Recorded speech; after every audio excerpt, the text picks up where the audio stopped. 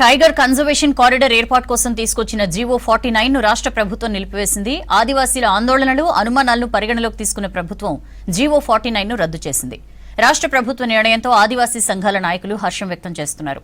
ఆదివాసీ ప్రజాప్రతినిధులు సీఎం రేవంత్ రెడ్డిని కలిసి ధన్యవాదాలు తెలిపారు.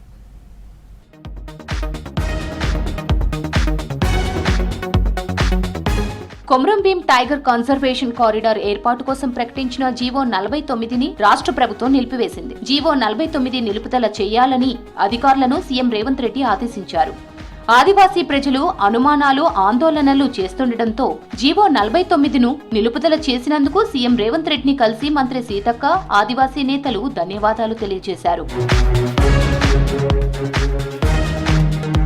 ఆదివాసీల్లో అనేక అనుమానాలు, ఆందోళనలు నెలకొనడంతోనే జీవో 49ను రద్దు చేశామని రాష్ట్ర అటవీ శాఖ మంత్రి కొండా సురేఖ చెప్పారు. అడవి బిడ్డలకు కాంగ్రెస్ ప్రభుత్వం అండగా ఉంటుందన్నారు.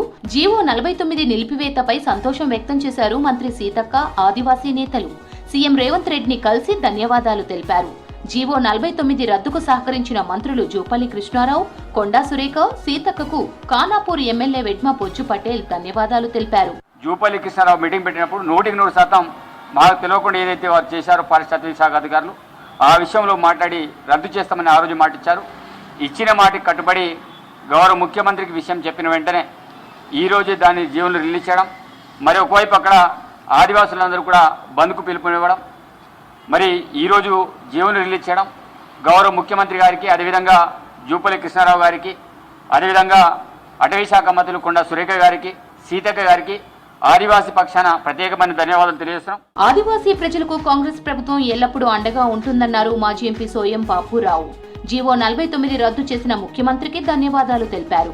ఒక మంచి ఆలోచన చేసి ఆ జీవోను రద్దు చేయడం, వారికి ప్రత్యేకంగా ఆదివాసుల తరపున వందనాలు తెలుపుతున్నాం.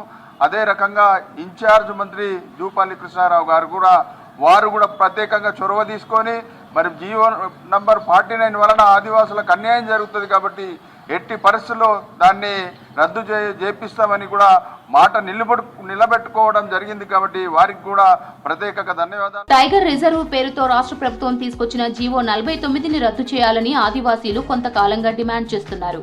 ఉమ్మడి ఆదిలాబాద్ జిల్లా వ్యాప్తంగా ఆందోళనలు, నిరసనలు చేపట్టారు. ఈ నెల 21న ఉమ్మడి ఆదిలాబాద్ జిల్లా బంద్కు పిలుపునిచ్చారు. గిరిజనుల అనుమానాల కారణంగా జీవోను నిలిపివేసింది ప్రభుత్వం.